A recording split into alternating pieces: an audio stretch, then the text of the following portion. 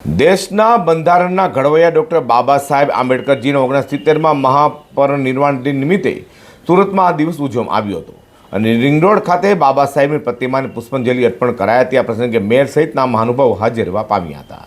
આજે દેશમાં ભારતીય સંવિધાનના ઘડવૈયા ડૉક્ટર બાબા સાહેબ આંબેડકરજીનો 69માં મહાપરિનિર્વાણ દિન મનાવાઈ રહ્યો છે। સુરત શહેરના રિંગ રોડ બાબા સાહેબ આંબેડકરજીની પ્રતિમાને પુષ્પાંજલિ કરી દર વર્ષે દેશમાં ભારતીય બંધારણના ઘડવૈયા ડૉક્ટર ભીમરાવ રામજી આંબેડકરની પુણ્યતિથિ નિમિત્તે આજે 6 ડિસેમ્બરે મહાપરિનિર્વાણ દિવસ તરીકે ઉજવાય છે। આંબેડકર સ્વતંત્ર ભારતીય પ્રથમ કેબિનેટમાં જાણીતા ન્યાયશાસ્ત્રી, સમાજ સુધારક અને કાયદા તેમજ કાયદાના પ્રધાન હતા। શોષિત, વંચિત, દલિત, પીડિત લોકો માટે જ નહીં, દેશના તમામ લોકોને સમતા, સ્વતંત્રતા, બંધુત્વતાનો અધિકાર આપ્યો। જ્યારે આજે દેશભરમાં તેમના મહાપરિનિર્વાણ દિવસે તેમને યાદ કરાઈ રહ્યા છે। મહારાષ્ટ્રના મુંબઈના ચૈત્યભૂમિ પર લાખોની સંખ્યામાં લોકો તેમને મહાવંદન આપી રહ્યા છે। સુરતમાં શહેરના મેયર દક્ષેશ માવણી, પૂર્વ મંત્રી આત્મારામ પરમાર, ભાજપ પ્રદેશ ઉપાધ્યક્ષ મહેન્દ્ર પટેલ, કાળુભાઈ અને ભાજપના સભ્યે ઉપસ્થિત રહી પુષ્પાંજલિ અર્પણ કરી હતી।